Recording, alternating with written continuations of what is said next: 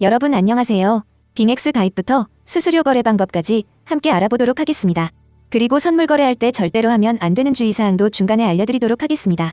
그리고 따라하시다가 잘 안 되거나 궁금한 게 있으시면 화면 상단에 카톡 아이디 추가하셔서 질문해 주시면 24시간 답변 드리도록 하겠습니다. 그럼 지금부터 선물 거래 가입부터 방법까지 알아보도록 하겠습니다. 그리고 $100 무료로 받고 그걸로 거래해 볼 수 있는 꿀팁도 영상 중간에 삽입해뒀으니 영상 꼭 끝까지 참고해 주세요.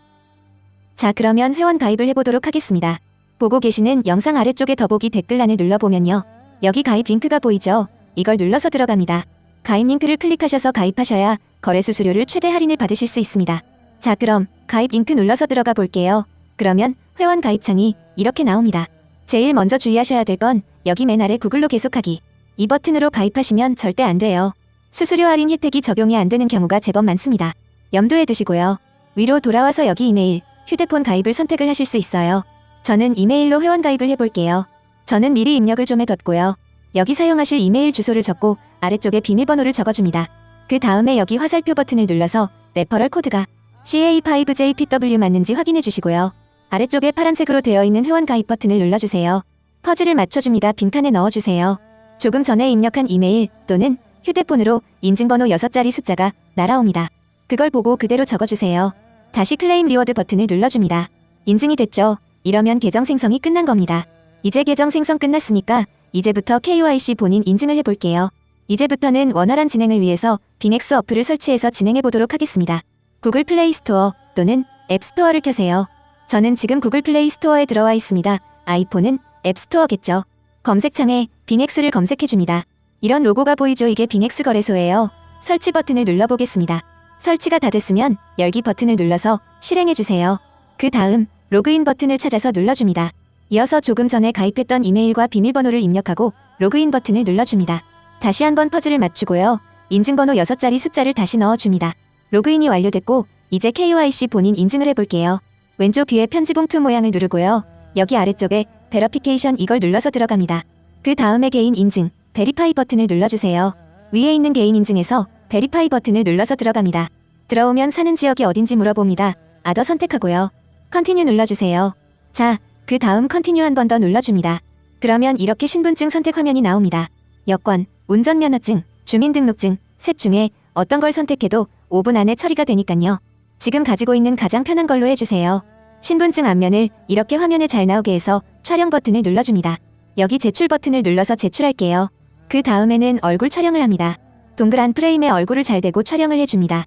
촬영이 완료됐습니다. 지금 심사 중이고요. 이 상태로 한 2분 정도만 기다리면 결과가 나오거든요. 자, 이제 빙엑스 어플 메인 화면으로 나온 다음에 왼쪽 위에 사람 모양 아이콘 프로필을 누르고 들어간 다음에요. 베러피케이션 다시 눌러서 들어갑니다. 그럼 여기 녹색으로 베러피케이션 석세스풀 이렇게 뜨면은 KYC 인증이 완료된 겁니다. 빙엑스 거래소의 모든 기능을 사용하실 수 있는 거예요. 잘 사용하시기 바랄게요. 이번에는 업비트에서 빙엑스로 출금하는 방법을 알아보겠습니다. 업비트에서 빙엑스로 바로 출금을 하시려면 100만 원 이하의 금액만 가능합니다. 그러면 출금을 해볼게요. 아래쪽에 입출금 탭을 누르고요. 여기 매수한 코인이 보이죠? 이걸 눌러볼게요. 그 다음에 출금하기 버튼을 다시 한번 눌러줍니다. 네트워크 확인 한번 누를게요. 출금 수량을 최대로 누르면 수수료로 한 개가 빠지고 선택이 됩니다. 확인 눌러보겠습니다. 네트워크 다시 한번 확인 눌러줄게요. 자, 이제 받는 사람 주소가 나오죠? 이걸 알아보기 위해서 빙엑스로 한번 가보도록 하겠습니다. 이제 빙엑스로 와서 입금 주소를 복사해보도록 하겠습니다. 아래쪽에 에세트 자산 버튼 눌러주시고 디포짓 입금 버튼을 누릅니다. 약관동에 눌러주시고 여기에 코인을 검색하고 선택해줍니다. 네트워크 선택하고요. 이게 업비트에서 사용하는 네트워크예요. 그 다음에 겟 어드레스, 주소 받기를 눌러줍니다. 주소가 나왔죠? 자, 이게 주소입니다. 여기 보이는 복사하기 버튼을 눌러주세요. 복사가 됐습니다. 이제 업비트로 다시 가볼게요. 업비트로 와서 여기 받는 사람 주소에 조금 전에 빙엑스에서 복사해둔 코인의 주소를 붙여넣기 합니다. 그 다음에 여기 약관 동의 버튼을 체크하고 출금 신청 버튼을 눌러주세요. 이게 보이스피싱 확인을 하는 메시지가 나오는데 아니요, 눌러주세요. 출금 신청 주소랑 수량을 다시 한번 확인하고요. 이 채널 인증하기 버튼을 눌러주세요. 자, 그러면 네이버와 카카오톡 중에 본인이 편한 방식으로 인증을 해주시면 됩니다. 저는 카카오톡 인증을 해보도록 하겠습니다. 이제 카카오톡으로 가볼게요. 카카오톡으로 들어와 보면 이렇게 지갑으로부터 메시지가 와 있습니다. 여기서 서명하기를 눌러서 인증을 진행해 주시면 업비트에서 출금 신청이 완료가 됩니다. 서명하기 눌러서 인증을 진행해 주세요. 이 채널 인증을 각자 하고 나서 업비트로 돌아와 보면 이렇게 출금 신청이 정상 완료되었다는 메시지가 나옵니다. 이제 이 메시지를 확인하고 나서 약 5분 정도 후에 빙엑스 거래소로 가서 입금 확인해 보도록 하겠습니다. 자, 빙엑스 거래소로 와서 내가 조금 전에 보낸 코인이 맞게 입금이 됐나 확인해 보도록 하겠습니다. 아래쪽에 에세트 자산 탭을 누르고요. 그 다음에 위에서 펀드 탭을 눌러서 들어갑니다. 그럼 여기 코인 입금은 된 것 같은데 몇 개인지 확인이 지금 안 되죠. 여기 눈 모양 이걸 눌러주면 지금 입금된 수량이 확인이 됩니다. 이러면 우선 입금은 제대로 된 겁니다. 이제 입금된 코인을 매도해서 USDT 확보해 보도록 하겠습니다. 여기 위에 보이는 컨버트 이 버튼은 웬만하면 사용하지 마세요. 이거 수수료 많이 듭니다. 직접 매도하고 USDT 확보하는 게 제일 좋아요. 여기를 눌러서 TRX USDT 마켓으로 바로 들어갈 수 있죠. 눌러서 들어가 볼게요. 자, 들어왔습니다. 스팟 TRX USDT 마켓이에요. 이게 TRX 팔아서 USDT 확보하는 마켓이라는 소리입니다. 반대로 USDT로 TRX 살 수도 있고요. 여기 셀 판매 버튼을 누르고요. 마켓 시장가 버튼을 체크합니다. 갖고 있는 수량 100% 눌러서 셀 TRX 버튼을 눌러줍니다. 확인 누를게요. 자, 이제 매도가 완료됐습니다. 여기에 세트 자산 버튼을 한번 눌러보면요. 내가 갖고 있는 TRX 모두 팔렸고 이제 USDT가 확보가 됐죠. 자, 이제 이 테더를 가지고 선물 거래나 현물 거래 투자를 빙엑스에서 하실 수 있는 겁니다. 잘 사용하시기 바랄게요. 자, 이번에는 빙엑스 거래소 선물 거래 방법을 알아보도록 하겠습니다. 가장 먼저 해야 할 일은 담보금으로 사용할 테더를 펀딩 계좌에서 선물 계좌로 옮기는 겁니다. 바로 해보도록 할게요. 아래쪽에 에세트 자산 탭 가서요. 그럼 여기 트랜스퍼 이체라는 버튼이 보입니다. 눌러볼게요. 펀드 어카운트 펀딩 계좌에서 퍼페추얼 선물 계좌로 이렇게 설정이 돼 있는데요. 여기를 한번 눌러보도록 하겠습니다. 그러면 선물 계좌가 이렇게 두 개가 나오는데 우리가 어디로 돈을 보내는지 결정도 해야 하고 알아야 될 거 아니에요. 그러니 이 부분은 제가 간략하게 설명을 좀 하고 넘어가 보도록 하겠습니다. 둘 다 선물 마켓이긴 한데 방식이 조금 다릅니다. 우선 이 스탠다드 퓨처의 경우는 주문을 낱개로 내는 방식이에요. 이게 무슨 소리냐면 예를 들어서 우리가 $1000어치 롱을 잡은 상태이면 $1000짜리 포지션이 있겠죠. 이 상태에서 내가 $1000짜리 롱을 한 번 더 잡고 싶어서 그 상태에서 한 번 더 $1000짜리 주문을 내면 원래 같으면 합쳐져서 $2000짜리 포지션이 되어야 되는데 포지션 창에는 $1000짜리 두 개가 생성이 되어버립니다. 합쳐지지 않고요. 그래서 내 개별 주문 하나씩 관리하기에는 이 스탠다드가 괜찮을 수 있어요. 합산이 안 되니까. 그렇지만 주문한 개수가 많아지면 나중에 너무 많아서 관리가 좀 불편할 수 있다라는 단점이 있어요. 수수료도 무기한 퍼페추얼에 비해서는 스탠다드가 아주 조금 더 비싸고요. 그리고 밑에 있는 이 퍼페추얼 선물 같은 경우는 우리가 일반적으로 바이낸스 바이비트 이런 데서 사용하는 무기한 선물과 같습니다. 우선 그렇게 이해를 하고 넘어가시면 될 것 같아요. 저희는 퍼페추얼 여기를 선택하고 이체를 해보도록 하겠습니다. 자, 펀딩 계좌에서 무기한 선물 계좌로 USDT 테더를 이체해 보도록 하겠습니다. 트랜스퍼 눌러주세요. 이체가 완료되었습니다. 선물 계좌로 이체도 했으니까요. 본격적으로 선물 거래 숏 포지션을 잡으러 가보도록 하겠습니다. 여기 아래쪽에 트레이드 이 마크를 한번 누르고요. 만약에 현물로 되어 있을 경우 이걸 선물로 바꿀게요. 한 번 더 눌러주세요. 자, 그러면은 이렇게 선택을 할 수 있죠. 퓨처 선물을 눌러줍니다. 선물 마켓에 들어오면 위쪽에 퍼페추얼, 무기한과 스탠다드를 선택을 할 수 있어요. 이 둘 중에서 저희는 퍼페추얼 무기한을 해보도록 할게요. 대부분의 유저들이나 유튜버를 비롯한 인플루언서들이 퍼페추얼 쓰기 때문에 저희도 오늘 여기서 해보도록 하겠습니다. 이어서 아래쪽에 아이솔레이티드라고 적혀있는 이 화살표 버튼을 한번 눌러보도록 할게요. 그럼 이렇게 크로스 교차와 아이솔레이티드 격리가 나오는데요. 이 두 개의 차이를 간단하게 설명드리면 한마디로 담보금을 어떻게 걸어서 선물 거래를 할 거냐의 차이입니다. 크로스 교차는 선물 지갑에 들어있는 모든 돈을 담보금으로 자동으로 사용을 합니다. 반면에 아이솔레이티드 격리는 선물 지갑에 얼마가 있던 간에 처음 내가 포지션을 잡을 때 사용하겠다. 그때 제시한 그 돈만 담보금으로 사용을 합니다. 그렇기 때문에 일반적으로 격리보다는 교차가 청산 가격이 널널한 편이겠죠. 아무래도 선물 지갑에 있는 모든 돈을 담보로 사용하니까요. 그렇지만 만약에 내가 숏 포지션을 잡았다 치고 내 예상보다 그 상태에서 비트코인이 말도 안 되게 많이 올라서 교차든 격리든 둘 다 청산되는 상황이라고 가정을 해볼게요. 그럴 경우 교차는 지갑에 들어있는 내 돈 모두 사라지고 격리의 경우는 내가 담보금으로 제시했던 그 금액만 사라지게 되는 겁니다. 만약에 여기 $100 이상 들어있었다면 뭐 $100 이상이 청산될 수도 있는 거고요. 그렇기 때문에 처음 선물 거래를 하시는 분들은 격리를 선택하셔서 포지션별로 담보금을 따로 관리하는 방법을 우선 배우시는 게 자산 관리 능력에 도움이 되실 겁니다. 따라서 저희는 오늘 격리를 선택하고 OK 눌러보도록 하겠습니다. 자, 다음으로 5X, 3X라고 적혀있는 레버리지 화살표 버튼을 한번 눌러볼게요. 그럼 레버리지를 우리가 여기서 변경을 할 수가 있는데 이걸 변경하기 전에 레버리지에 대해서 간단하게 이해를 좀 하고 넘어가 보도록 하겠습니다. 여기 표를 한번 보고 갈게요. 만약에 우리가 지금 지갑에 $1000 USDT, $1000가 선물 지갑에 들어있다고 가정을 해볼게요. 한 배 레버리지로 숏 포지션을 잡았다고 해보겠습니다. 그러면 우리가 오픈할 수 있는 포지션의 규모는 한 배니까 곱하기 1이 돼서 1000USDT만큼의 규모로 포지션 오픈이 가능하겠죠. 만약에 근데 이 상태에서 1000USDT 규모로 숏을 잡았는데 가격이 100% 2배가 오르면 청산을 당하는 겁니다. 숏이니까 가격이 오르면 청산당하죠.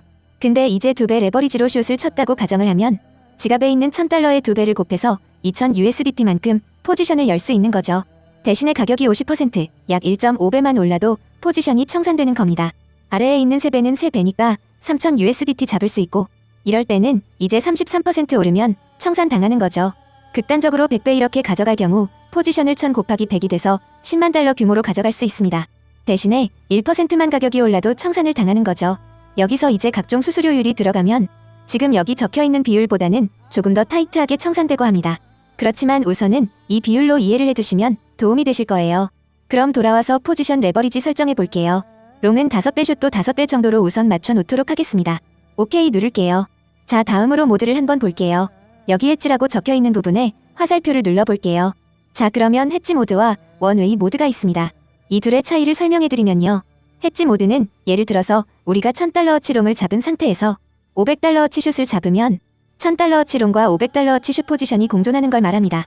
반면에 아래쪽에 있는 원웨이 모드를 했을 경우 우리가 $1000어치 롱을 잡아둔 상태에서 $500어치 숏을 잡으면 롱 포지션 $1000 중에 $500만큼 차감이 됩니다. 그래서 $500 롱만 남아있게 되는 거예요. 말 그대로 원웨이입니다. 롱과 숏 중 하나만 존재하게 되는 모드를 말해요. 이거는 공존할 수 없어요. 저는 주로 이 원웨이를 쓰는 편인데요. 사실 어떤 걸 하셔도 큰 상관은 없습니다. 우선 오늘은 원웨이 누르고 오케이 눌러보도록 할게요. 자, 다음으로 중요한 개념 중에 주문 단위 개념이 있습니다. 여기 USDT 옆에 화살표 버튼 한번 눌러볼게요. 자, 그러면 BTC 수량 단위가 있고요. 아래쪽 쪽에는 USDT 단위가 있습니다. 이 둘의 차이는요.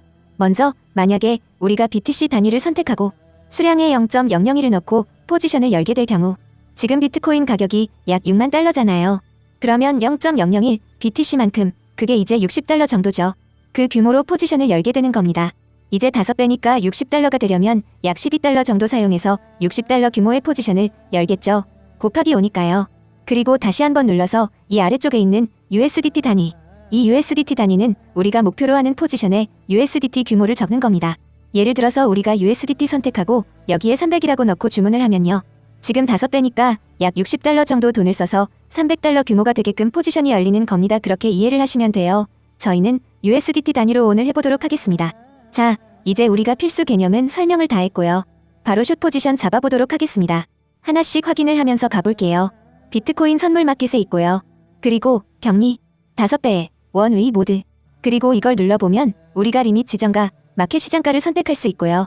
빙엑스는 호가벽이 아주 탄탄한 편이기 때문에 시장가로 긁어도 상관이 별로 없습니다. 저도 마켓으로 해볼게요. 자, 그리고 USDT 단위로 하고 여기에는 이제 이 정도 규모로 포지션을 열도록 할게요.